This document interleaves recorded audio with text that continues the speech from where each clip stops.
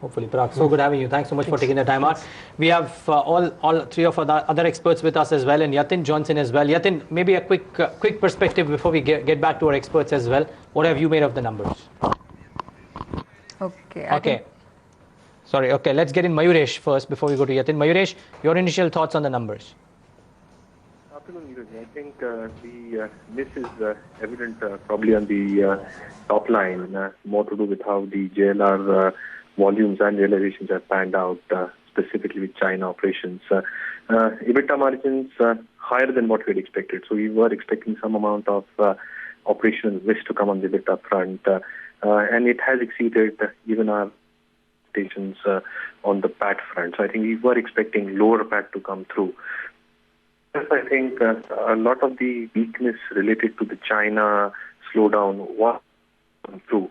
But I think top line has been a little bit disappointing, more than what we had in mind. A slightly patchy line. We'll just try and repatch that. But Sudeep and Ashwin Patil still with us. Sudeep, last time when we came to you first, we didn't have the operating profit margin numbers. 14.9. JLR revenue numbers are now out 5 billion versus 5.3 billion pounds. There is a small forex loss, so on and so forth. Anything else you would want to add? Actually, JLR EBITDA margin, Sudeep, we have those numbers. They are down at 16.5 versus 20.5 or thereabouts. So there has been a substantial dip in the JLR OPMs in particular this time around. Well, Neeraj, it was expected. But yes. I think the numbers are slightly below expectations. But the dip was definitely expected. I think the forex loss also is something which was not factored in by a lot of the analysts. Cross currency and the euro depreciation would have hit them on a constant currency basis. So overall, I think slightly below expectations. And I believe that this problem of China is not going to go away very soon.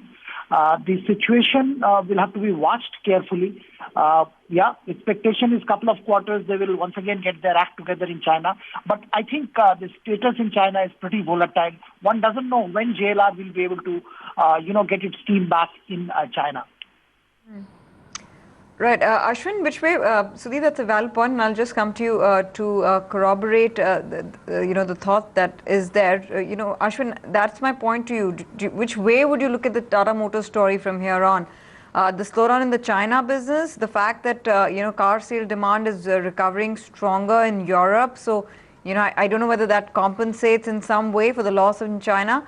Or then, do you hope that over the next 2 quarters, the domestic business picks up, passenger vehicle stabilizes, and CV sales rise? Yeah, actually we have to weigh China versus all the positives at this point, because US is doing well, Europe is doing well, and the rest of the world countries are also doing well on the JLR front. But China is a bit too heavy for them. I mean, China contributes about 1/3 to the top line and about 25% to the volumes. So that's not a small thing for them.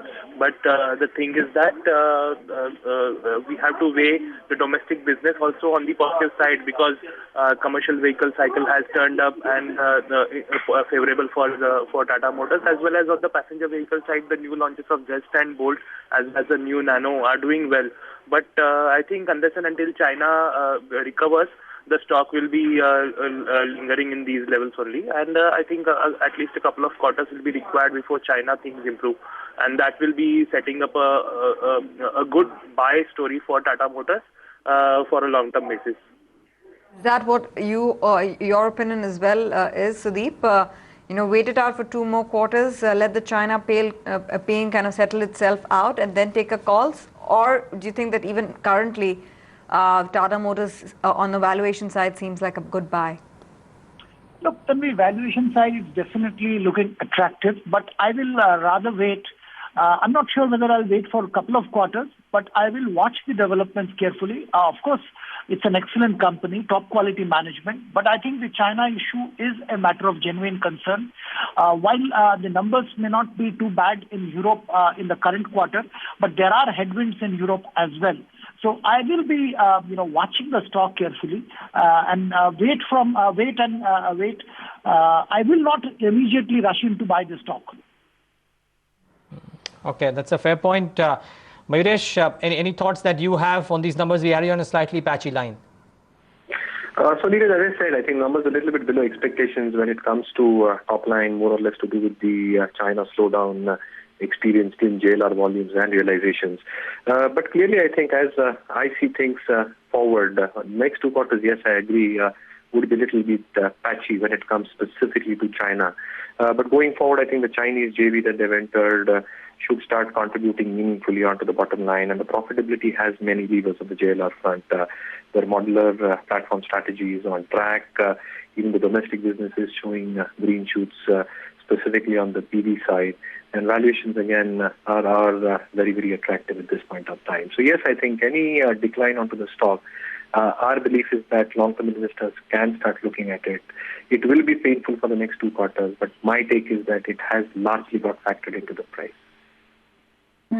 So, if it has largely been factored into the price, then at sub 400, if we were to see maybe a few percentage points going lower for the stock, let's say finding a level of 300 or perhaps 270, 300 within that range, how much upside do you see in the stock? What's your target, Mayuresh?